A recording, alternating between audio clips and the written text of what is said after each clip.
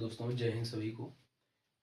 हम लोग जैसा कि क्लास 12th के फिजिक्स का प्रीवियस ईयर पेपर हल कर रहे हैं और उसमें हम 2025 का एक्सेट हल कर रहे थे।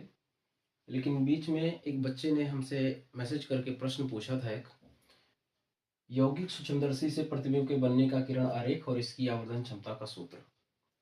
हमने भी अनुसार पलट कर जब देखा तो 2019 से लगातार लगभग ये पूछा गया है। 19 में पूछा गया, 20 में नहीं पूछा गया था किसी भी सेट में, 21 में बोर्ड का एग्जाम नहीं हुआ यूपी में, और 22 में भी पूछा गया, 23 में भी पूछा गया और 24 में भी पूछा गया है। 25 का सातों सेट हमने देखा, किसी भी सेट में इससे जुड़ा कोई भी प्रश्न ना तो आंकिक प्रश्न था और ना ही थ्योरी का कोई प्रश्न था। हाँ, आपको 25 के सेट में खगोलीय दूरदर्शी के प्रश्न आपको देखने को मिल जाएंगे, किंतु सूक्ष्मदर्शी का कोई भी प्रश्न नहीं है। तो इस हिसाब से देखा जाए तब भी 2026 की बोर्ड परीक्षा के लिए यौगिक सूक्ष्मदर्शी या आप इसे कह दें संयुक्त सूक्ष्मदर्शी एक बहुत ही महत्वपूर्ण टॉपिक है। गैप करके जिस तरह से प्रश्न पूछने का एक चलन है, उस हिसाब से अगर आप देखें अंदाजा ही लगाया जा सकता है, तो ये एक इम्पॉर्टेंट टॉपिक है।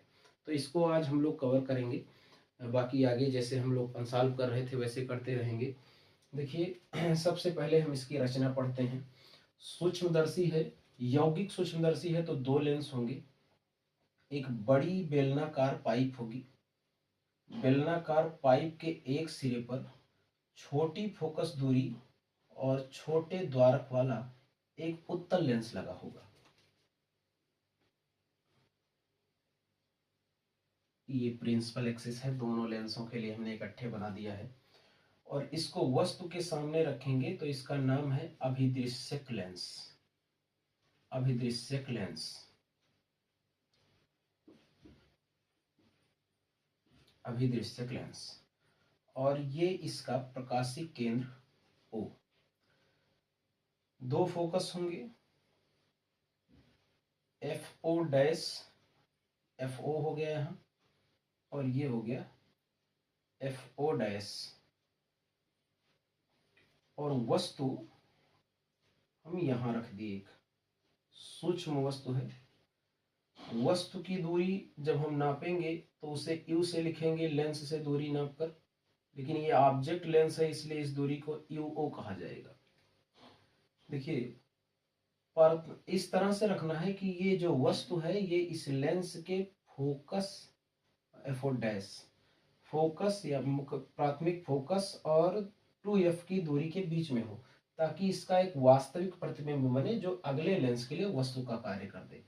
तो प्रथम किरण मुख्य अक्ष के समांतर इस प्रकार से अभिदृश्यक लेंस पर आता है और अपवर्तन के पश्चात द्वितीयक फोकस FO से होकर के इस प्रकार से चला जाता है। द्वितीयक फोकस FO से ये प्रकाश की किरण अपवर्तन के पश्चात इस प्रकार से गई, और दूसरी प्रकाश की जो किरण है वो प्रकाशिक केंद्र O से होकर के आती है और अपवर्तन के पश्चात अपने मार्ग से बिना विचलित हुए सीधे निर्गत होती है। यहाँ देख लीजिए, ये चित्र बनाना बड़ा ही जटिल लगता है लोगों को, लेकिन है बहुत सरल। स्टेप बाय स्टेप आप बनाते रहिए। तो जहां इसका कटान हुआ वहां पर हमें एक वास्तविक उल्टा प्रतिबिंब प्राप्त होगा, वास्तविक और उल्टा प्रतिबिंब प्राप्त होगा। अगर हम यहाँ वस्तु को AB कह दें तो ये प्रतिबिंब होगा A डैश और B डैश। देखिए, रचना का भी पद हम आपको बताएंगे। अभी केवल अभिदृश्यक लेंस का आरेख हमने खींचा। होता क्या है इसमें, रचना में आप ये सेंटेंस लिख भी सकते हैं जो हम बोल रहे हैं कि इसमें एक बेलनाकार पाइप या नली होती है जिसके एक सिरे पर छोटी फोकस दूरी तथा छोटे द्वारक का एक उत्तल लेंस लगा होता है जिसे अभिदृश्यक लेंस कहते हैं, और इस लेंस को वस्तु के सम्मुख रखा जाता है। उस पहली बेलनाकार पाइप के भीतर एक अन्य दूसरी बेलनाकार नली होती है जिसके दूसरे सिरे पर बड़ी फोकस दूरी और बड़े द्वारक वाला एक अन्य उत्तल लेंस लगा होता है जिसे हम नेत्रिका कहते हैं। इस दूसरे वाले लेंस को हम नेत्रिका कहेंगे। नाम से ही लगभग क्लियर हो गया होगा कि इसको हम नेत्र के पास रखेंगे, इसे नेत्रिका कहा जाएगा, इसे नेत्रिका कहते हैं। ठीक है। और अब यहां जो पहला लेंस है इससे बना प्रतिबिंब इस नेत्रिका लेंस के लिए वस्तु का कार्य करेगा, और इस वस्तु का, अब ये जो ए डैश बी डैश पहले लेंस का प्रतिबिंब है वो इस नेत्रिका के लिए वस्तु का कार्य करेगा, और इस वस्तु का ये एक आभासी बहुत बड़ा प्रतिबिंब बनाएगा। अब एक बात तो समझ में आना चाहिए कि आभासी प्रतिबिंब तभी बनेगा जब वस्तु रखी हो इसके फोकस और ऑप्टिकल सेंटर के बीच में। ऑप्टिकल सेंटर ई से दर्शा दिया हमने, तो देखिए ये हो गया इसका फोकस एफ ई डैश, इसको हमने कह दिया एफ ई डैश, या एफ ई ही कह लीजिए, कोई बात नहीं, इधर एफ ई डैश लिख देंगे। यहां प्रतिबिंब बना तो इस दूरी को VO कह देंगे, यानी ऑब्जेक्ट लेंस से प्रतिबिंब की दूरी, ऑब्जेक्ट लेंस से प्रतिबिंब की दूरी। अब प्रथम किरण मुख्य अक्ष के समांतर इस नेत्रिका लेंस पर आपतित होगी, और मुख्य अक्ष के समांतर आने वाली प्रकाश की किरण सदैव फोकस से होकर के जाती है अपवर्तन के पश्चात, तो इसके फोकस Fe से होकर के इस प्रकार से वो प्रकाश की किरणें चली जाएंगी, Fe डैश कह दिया हमने। और दूसरी एक प्रकाश की किरण इसके ऑप्टिकल सेंटर से इस प्रकार से जाएगी, और ये डाइवर्जिंग किरणें हैं, तो इधर ये कभी भी एक दूसरे से इंटरसेक्ट नहीं होंगी, तो पीछे की ओर इनको हम बढ़ाएंगे। जब इन किरणों को पीछे की ओर बढ़ाया जाएगा तो इनका कहीं आभासी कटान हमको प्राप्त होगा। देखिए इनका आभासी कटान कहीं आपको मिलेगा, और जहां इनका आभासी कटान प्राप्त होगा वहां पर अंतिम प्रतिबिंब बनेगा, उस बिंदु पर अंतिम प्रतिबिंब बनेगा। तो अंतिम प्रतिबिंब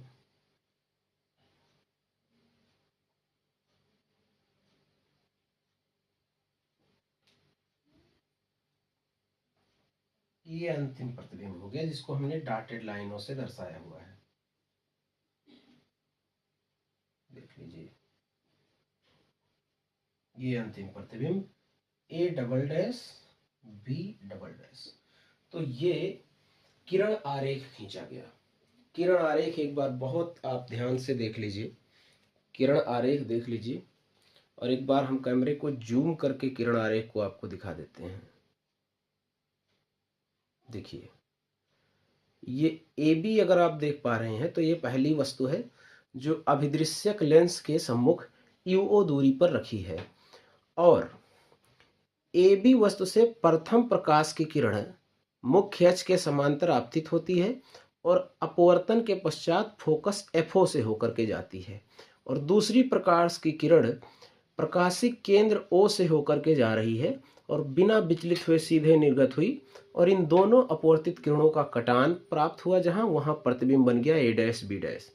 इस प्रतिबिंब की स्थिति इस प्रकार से होनी चाहिए कि ये नेत्रिका लेंस, ये नेत्रिका आप देख पा रहे होंगे कि ये नेत्रिका लेंस के फोकस और ऑप्टिकल सेंटर के बीच में कहीं बने, जिससे इसका आभासी प्रतिबिंब आपको अंतिम रूप में ए डबल डैश और B डबल डैश दिख रहा होगा। ये देखिए हमने पूरा प्रतिबिंब आपको एक बार जूम करके दिखा दिया। ठीक है, अब इसकी रचना हम एक बार बोल देते हैं। रचना आप लिख भी सकते हैं तुरंत ही। जब भी यौगिक सूक्ष्मदर्शी की रचना पूछी जाए तो आप लिखेंगे कि इसमें धातु की एक लंबी बेलनाकार नली होती है, जिसके एक सिरे पर छोटी फोकस दूरी तथा छोटे द्वारक का उत्तल लेंस O लगा होता है, जिसे अभिदृश्यक लेंस कहते हैं। नली के दूसरे सिरे पर एक अन्य छोटी नली फिट होती है, जिसके दूसरे सिरे पर एक बड़ी फोकस दूरी तथा बड़े द्वारक का लेंस E लगा होता है, जिसे नेत्रिका लेंस कहते हैं। नेत्रिका लेंस नेत्र के पास तथा अभिदृश्यक लेंस को वस्तु के पास रखा जाता है। नेत्रिका लेंस के फोकस पर क्रॉस तार लगे होते हैं, और पूरी नली को हम दंतुर दंड चक्र व्यवस्था से आगे पीछे खिसका सकते हैं। पूरी नली को दंतुर दंड चक्र व्यवस्था का अर्थ हो गया कि जब ऐसे घुमाएंगे, आपने बड़ा वाला कैमरा देखा होगा, तो उसमें जब आप ऐसे आगे पीछे घुमाते हैं तो लेंस आगे पीछे हो सकता है, तो उसको हम कहेंगे दंतुर दंड चक्र व्यवस्था। तो दंतुर दंड चक्र व्यवस्था से हम इसको आगे पीछे इस प्रकार से कर लेंगे कि अंतिम जो प्रतिबिंब A double dash B double dash है वो नेत्रिका के क्रॉस तारों पर बने, उनमें कोई लंबन ना हो, आगे पीछे ना हो। ये रचना आप जो है एक दो बार आगे पीछे करके सुन के एक बार रचना लिख लीजिए। तो ये रचना है और किरण आरेख हमने यहां दर्शा दिया, ठीक है। अब ये जो अंतिम प्रतिबिंब बना है, हम मान लेते हैं कि स्पष्ट दृष्टि की न्यूनतम दूरी d पर बना है और ये इसके लिए वस्तु का काम कर रहा है, तो ये u है, लेकिन नेत्रिका लेंस है तो ue लिख दिया हमने, ठीक। अब हम लोग कैलकुलेट करेंगे इसके लिए आवर्धन क्षमता का सूत्र, आवर्धन क्षमता का सूत्र, आवर्धन क्षमता। ध्यान से आप देखें, संयुक्त सूक्ष्मदर्शी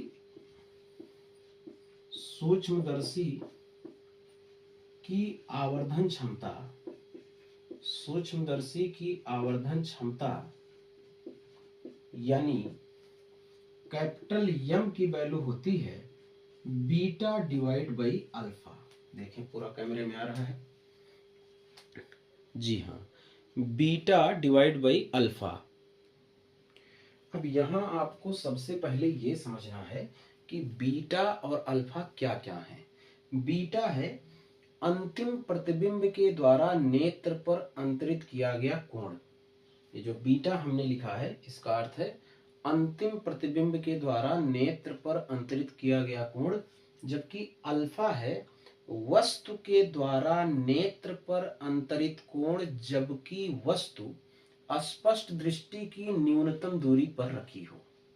तो यहां ध्यान दीजिएगा, अंतिम प्रतिबिंब A double dash B double dash यहां आपको दिख रहा है और नेत्र के पास लेंस है नेत्रिका, तो यहां जो कोण बनेगा वो होगा बीटा, ये होगा बीटा।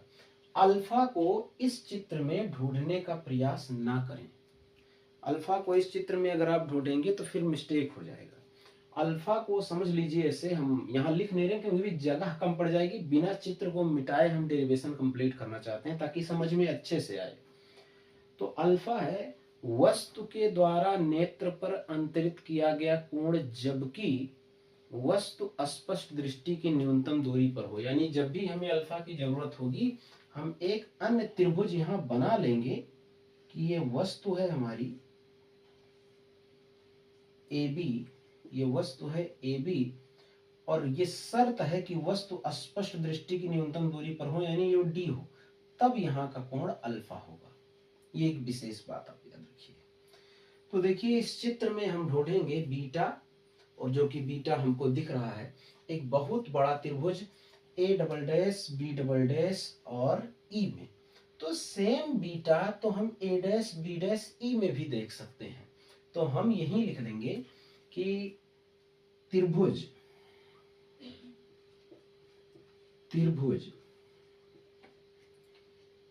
ए डैश बी डैश ई में tan beta near about beta, ये कॉन्सेप्ट है कि अगर कोण बहुत छोटे हों तो आप जाने रहिए साइन थीटा को लगभग आप थीटा लिख सकते हैं, tan थीटा के स्थान पर नियर अबाउट थीटा ही लिख सकते हैं, लेकिन cos थीटा के स्थान पर एक, यानी कास में थीटा की वैल्यू जैसे जैसे छोटी होती जाएगी, जीरो के नजदीक होती जाएगी, तो कास जीरो की वैल्यू 1 होती है, तो फिर कास थीटा लगभग 1 हो जाएगा, बाकी साइन थीटा और tan थीटा लगभग थीटा हो जाएंगे। तो हम इसमें निकालेंगे tan बीटा और tan बीटा लगभग बीटा होगा। तो आप देखिए बीटा इक्वल टू लंब बटे आधार, तो लंब है ए डैश बी डैश और डिवाइड बाई आधार है UE या A डैश E लिखते हैं अभी, ए डैश ई। और इसको देख लीजिए तो tan अल्फा को लगभग अल्फा लिखकर हम लिख देंगे A B divide by D. ये एक स्पेशल त्रिभुज रहेगा जो अलग से आपको बनाना रहेगा। उस मेन डेरिवेशन के लिए जो हमने किरण आरेख बनाया है उस चित्र में हम कभी भी अल्फा को ना प्रदर्शित करेंगे और ना ही उसकी किसी रीडिंग के अनुसार हम लोग अल्फा को लिखेंगे। अब ये वैल्यू ज्यों ही हम मुख्य समीकरण यम is equal to beta by alpha में रखेंगे तो हम यहाँ लिख देते हैं, देखिएगा प्यारे बच्चों, यहाँ m is equal to beta by alpha में ज्यों ही रखेंगे तो वैल्यू मिल जाएगी m इक्वल बीटा की जगह पर A dash B dash divide by A dash E लंब बटे आधार। तो A dash B dash divide by A dash E, ये बीटा की वैल्यू हो गई। और अल्फा की value A B divide by D.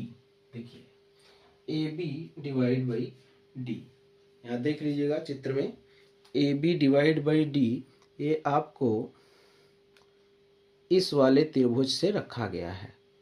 ये छोटा जो त्रिभुज अलग से बनाया गया है उससे रखा है हमने। बिल्कुल एक बार फिर से फोकसित कर देते हैं, ठीक है। ये दोनों वैल्यू हम रख देंगे तो यम की वैल्यू यहाँ मिल गई हमको, यम इक्वल टू, ये ऊपर जाएगा एकदम, तो A dash B dash divide by A B into D upon A dash E. ये यम का एक जनरल सूत्र बन गया। अब A dash B dash upon A B और ए डैश ई की वैल्यू चित्र से देख करके चिन्ह के साथ रख देंगे तो हमको यम का एक इक्वेशन मिल जाएगा। देखिए अब चित्र में हम लोग वैल्यू ढूंढते हैं। ए डैश बी डैश है अभिदृश्यक लेंस द्वारा बने प्रतिबिंब की ऊंचाई और ए बी है वस्तु की ऊंचाई।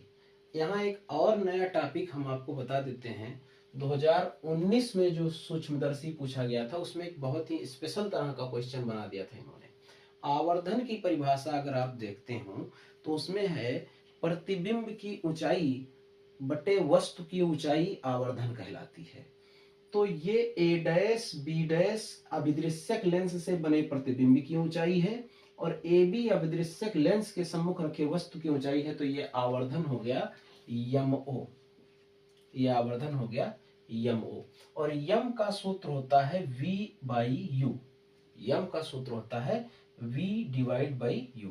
यम ओ की जगह पर A dash B dash upon A B और इसकी वैल्यू होती है v बाई यू। लेकिन ये v की जगह पर V O, object lens V O, और डिवाइड बाई ये जो ए बी इसकी दूरी v बाई यू, तो यू की जगह पर यू ओ। लेकिन ध्यान से देखिए तो ये बाईं ओर है इसलिए माइनस यू, ये बाईं ओर है इसलिए माइनस यू।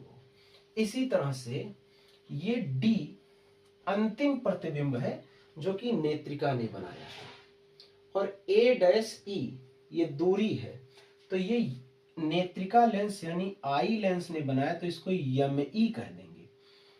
तो डी को भी माइनस चिन्ह के साथ ही रखेंगे। ध्यान से देखिए ये यम ई है, डी अपान ए डैश ई, तो ये हो गया डी बाईं ओर है तो माइनस में, और divide by A dash E, ये वस्तु का काम कर रहा है नेत्रिका के लिए और इस दूरी को हमने यू ई से लिखा है लेकिन लेंस के बाईं ओर है इसलिए माइनस यू ई। तो 2019 के पेपर में सवाल पूछा था कि सिद्ध कीजिए कि संयुक्त सूक्ष्मदर्शी से बने प्रतिबिंब का आवर्धन कैपिटल यम इक्वल टू यम ओ गुणे यम ई होता है। सिद्ध कीजिए कि संयुक्त सूक्ष्मदर्शी से बने अंतिम प्रतिबिंब का आवर्धन यम ओ गुणे यम ई होता है। तो देखिए A dash B dash divide by A B M O है और D upon A dash E ये यम ई यानी आई लेंस नेत्रिका लेंस का आवर्धन है। तो ये प्रूफ हो गया। अब हम इन वैल्यूज को रख दें, अगर उतना पूछता है तो फिर यही हो गया। बाकी यम इज इक्वल टू आपको मिल गया, यम इक्वल टू मिल गया ए डैश बी डैश की जगह पर हम रखेंगे V O upon minus U E, तो minus B O upon U O और इंटू डी, ये बाई ओर है तो माइनस डी और upon A dash E minus U E, तो माइनस से माइनस कैंसिल हो गया, मिला डी अपान यू ई। ये एक सामान्य सूत्र है संयुक्त सूक्ष्मदर्शी से आवर्धन के लिए। संयुक्त सूक्ष्मदर्शी से आवर्धन के लिए सामान्य सूत्र मिल गया, m is equal to minus V O upon U O into D upon U E. Note कर लीजिए इसे। अभी इसी में हम कुछ केस के साथ आपको अलग से एक डेरिवेशन और करा देंगे। अब देखिए इसी में एक केस और कभी कभार डेरिवेशन को और बढ़ा करके पूछ सकता है कि संयुक्त सूक्ष्मदर्शी की आवर्धन क्षमता का सूत्र का व्यंजक प्राप्त कीजिए जबकि अंतिम प्रतिबिंब स्पष्ट दृष्टि की न्यूनतम दूरी पर बनता है। बेसिक सी चीज आपको पता होगी कि स्पष्ट दृष्टि की न्यूनतम दूरी को हम कैपिटल डी से प्रदर्शित करते हैं। तो देखिए हमने एक केस लिख लिया है यहाँ पर, जब अंतिम प्रतिबिंब स्पष्ट दृष्टि की न्यूनतम दूरी पर बने। जनरल सूत्र है, ये एकदम सामान्य सूत्र है, यहाँ कोई केस नहीं अप्लाई किया गया कि अंतिम प्रतिबिंब कहाँ पर बने। तो हमें जनरल सूत्र यहाँ लिख लेते हैं, capital M is equal to minus का V O upon U O into D upon U E. ध्यान से देखिए, अंतिम प्रतिबिंब जब स्पष्ट दृष्टि की न्यूनतम दूरी पर बने तो लेंस सूत्र जो आपको याद होगा 1 upon V minus 1 upon U equal to 1 upon F. इसी की सहायता से हम आगे इस डेरिवेशन को बढ़ाएंगे। ये v प्रतिबिंब की दूरी होती है और स्पष्ट कहा गया अंतिम प्रतिबिंब स्पष्ट दृष्टि की न्यूनतम दूरी पर बने, यानी v की जगह पर हम d रखते हैं। लेकिन अंतिम प्रतिबिंब बाईं ओर प्राप्त हो रहा है तो इसको हम माइनस डी रख देंगे। ठीक है। यू जो वस्तु का काम करे। अब यहाँ दो वस्तु है, एक ये यू ओ एक ये यू ई, लेकिन हम देखेंगे अंतिम प्रतिबिंब शब्द यहाँ जुड़ा हुआ है। तो अंतिम प्रतिबिंब बनाया नेत्रिका ने और नेत्रिका के लिए जो वस्तु थी वो ए डैश बी डैश थी और उसकी दूरी यू ई थी, लेकिन ये बाईं ओर है इसलिए ये भी माइनस में। अब एफ की जगह पर हम एफ ही रखेंगे क्योंकि नेत्रिका लेंस के लिए हम पूरा कैलकुलेशन करने जा रहे हैं। तो ये पूरी वैल्यू इसमें ट्रांसफर करने के बाद मिलेगा 1 अपान माइनस का डी, 1 अपान माइनस डी,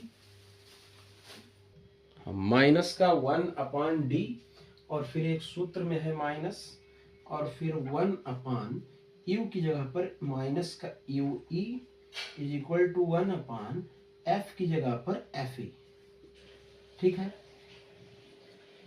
अब ये माइनस और माइनस ये प्लस हो गया, ये माइनस 1 अपान डी को हम उधर भेज देंगे, ये देखिए प्लस हो गया तो 1 upon U E is equal to, ये माइनस उधर गया तो 1 अपान डी प्लस में हो गया और प्लस 1 अपान एफ ई, प्लस में 1 अपान एफ ई। ठीक है। अब हम दोनों पक्षों में d से गुणा करने जा रहे हैं। दोनों पक्षों में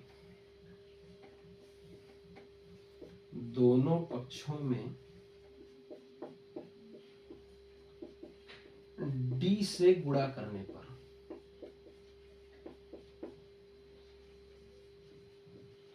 सवाल यह है क्यों कर रहे हैं। अगर हम लोग कोई लॉजिकल तरीके से आगे बढ़ते रहें तो दोनों पक्षों में d से गुणा क्यों कर रहे हैं ये देखें। तो जनरल सूत्र में d अपान यू ई दिख रहा होगा आपको। हमारे बाएं पक्ष में 1/UE है, ज्यों ही हम d से गुणा करेंगे तो हमको d/UE मिल जाएगा। तो इसमें d से गुणा करिए तो मिलेगा, यहाँ ना लिख करके यही लिख देते हैं, यहाँ इधर d/UE इक्वल टू, देखिए इधर हो गया d/UE और ये d/d तो ये 1 हो गया, तो 1 प्लस इसमें गुणा हुआ तो d/Fe ये हो गया। ये पहला हमारा सामान्य सूत्र था, तो इसको इक्वेशन 1 मान लिए। तो समीकरण 1 में d/UE का मान रखने पर, d/UE का मान रखने पर, तो देख लीजिए सूत्र बन गया m इक्वल टू माइनस का VO, दिख रहा है, बिल्कुल दिख रहा है, m is equal to minus का, देखिए ये मुख्य सूत्र है, इसी में रख रहे हैं, तो माइनस का VO/UO और d/UE की वैल्यू ये ऊपर मिल चुकी है, तो 1 प्लस d/Fe ये सामान्य सूत्र है, सॉरी ये एक स्पेशल सूत्र है। कब? जब अंतिम प्रतिबिंब स्पष्ट दृष्टि की न्यूनतम दूरी पर बने। अब यहाँ एक बात और कह दें, अगर हमसे ये कहा जाए कि संयुक्त सूक्ष्मदर्शी, या इसको एक और नाम देते हैं हम लोग, अभी शुरुआत में हम लिखे थे संयुक्त सूक्ष्मदर्शी, कुछ तो नाम है, कंपाउंड माइक्रोस्कोप के संयुक्त सूक्ष्मदर्शी से प्रतिबिंब बनने का किरण आरेख खींचिए जबकि अंतिम प्रतिबिंब स्पष्ट दृष्टि की न्यूनतम दूरी पर बने। तो किरण आरेख खींचना है, रचना लिखना है और कैसे ये प्रतिबिंब बना वो एक्सप्लेन कर देना है, कैसे आप किरण आरेख खींच रहे हैं। कभी ये कह देगा कि संयुक्त सूक्ष्मदर्शी का नामांकित चित्र बनाइए तथा आवर्धन क्षमता का सूत्र ज्ञात कीजिए, तो फिर यहां तक करना है। और अगर ये कहेगा संयुक्त सूक्ष्मदर्शी का नामांकित किरण आरेख खींचिए तथा आवर्धन क्षमता का सूत्र प्राप्त कीजिए जबकि अंतिम प्रतिबिंब स्पष्ट दृष्टि की न्यूनतम दूरी पर बने, तब ये सूत्र निकालना है। तो जितना पूछेगा उतना ही करना है। यहाँ एक बात और जान लीजिए, इस स्थिति में सूक्ष्मदर्शी की लंबाई पूछी जा सकती है या इस पर न्यूमेरिकल आ सकता है। तो सूक्ष्मदर्शी यही दोनों लेंसों के बीच की दूरी माने कि सूक्ष्मदर्शी की लंबाई, तो दोनों लेंसों के बीच की दूरी देखिए यहां तक है VO और इसके आगे है UE, तो सूक्ष्मदर्शी की लंबाई L इक्वल टू हो जाएगा, L इक्वल टू हो जाएगा mod of BO plus UE। Mod इसलिए लिख दिया हमने क्योंकि UE की वैल्यू वैसे तो सामान्य रूप से आंकिक प्रश्नों में निगेटिव रखी जाएगी, लेकिन जब लंबाई निकालनी है तो UE के चिन्ह को भी हम प्लस में ही रखेंगे। तो मॉड VO, ये तो बाईं ओर है, प्लस में रखा ही जाएगा, अलग अलग मॉड लगा दें, तो mod VO plus mod UE ये होगा सूक्ष्मदर्शी की लंबाई उस स्थिति में जब अंतिम प्रतिबिंब स्पष्ट दृष्टि की न्यूनतम दूरी पर बने।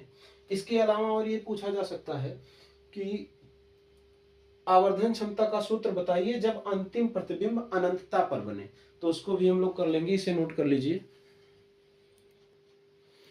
तो देखिए एक अगला केस इसमें जो पूछा जा सकता है वो ये रहता है कि जब अंतिम प्रतिबिंब अनंतता पर बने, तो अनंत पर कोई प्रतिबिंब कब बन सकता है उत्तल लेंस से। तो ये बेसिक सी चीज है, 10 के लेवल में फिजिक्स में पढ़ा दी जाती है कि जब वस्तु लेंस के फोकस पर रखी जाएगी तो फिर उसका प्रतिबिंब अनंत पर बनेगा।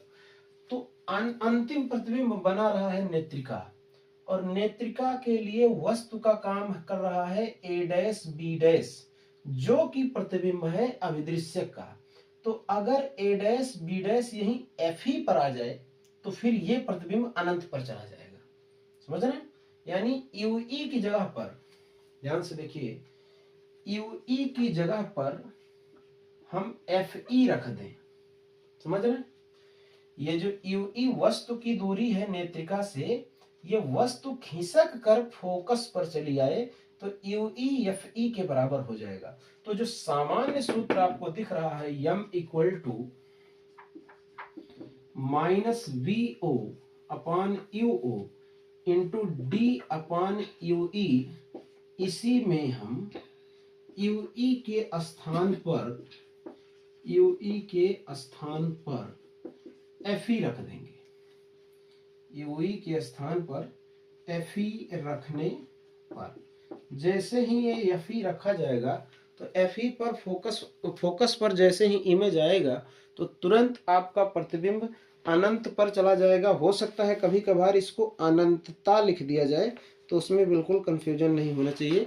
तो इसी सूत्र में यू ई की जगह पर एफ ई रखिए तो सूत्र बन जाएगा m equal to minus V O upon U O into D upon F E.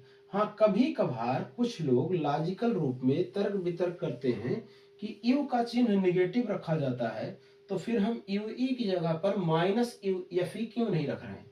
Minus में एफ ई इसलिए नहीं रखेंगे क्योंकि लेंस उत्तल है और उत्तल लेंस के लिए फोकस को हम हमेशा प्लस में ही रखते हैं।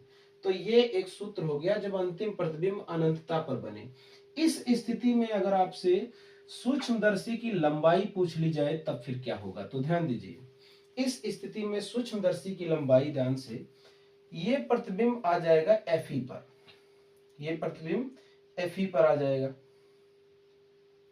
तो इधर के लिए जो हम यू ई लिख रहे थे ये तो हमारा हो गया एफ ई, और इधर हो गया एफ ओ। यहां से यहां तक एफ ओ है और यहां से यहां तक एफ ई है। तो यल की वैल्यू यानी सूक्ष्मदर्शी की लंबाई हो जाएगी F O plus F E. तो ये एक वीडियो में हम लोगों ने सूक्ष्मदर्शी का एक बड़ा ही इंपॉर्टेंट प्रश्न कंप्लीट कर लिया, जिसको 3 भागों में पूछा जा सकता है। पूरा जितना हम लोगों ने अभी तक पढ़ा है एक प्रश्न में कभी नहीं करना है। अगर कहे कि संयुक्त सूक्ष्मदर्शी से प्रतिबिंब बनने का नामांकित किरण आरेख खींचिए तथा आवर्धन क्षमता का सूत्र प्राप्त कीजिए, तो फिर ये किरण आरेख खींचना है, रचना लिखना है, प्रतिबिंब का बनना किस प्रकार से बन रहा है यानी इस किरण आरेख को एक्सप्लेन करना है, और ये सूत्र आपको डिराइव कर देना है।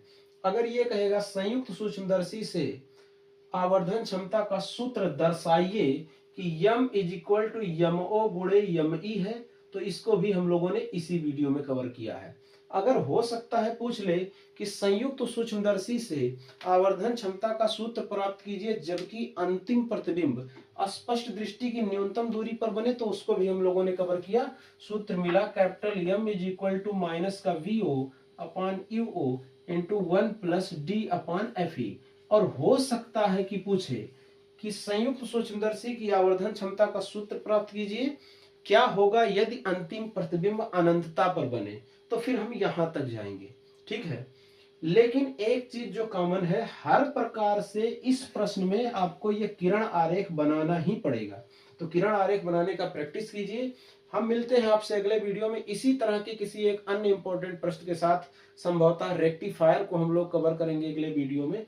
तो तब तक के लिए पढ़ते रहिए, तैयारी करते रहिए। सभी को शुभ रात्रि।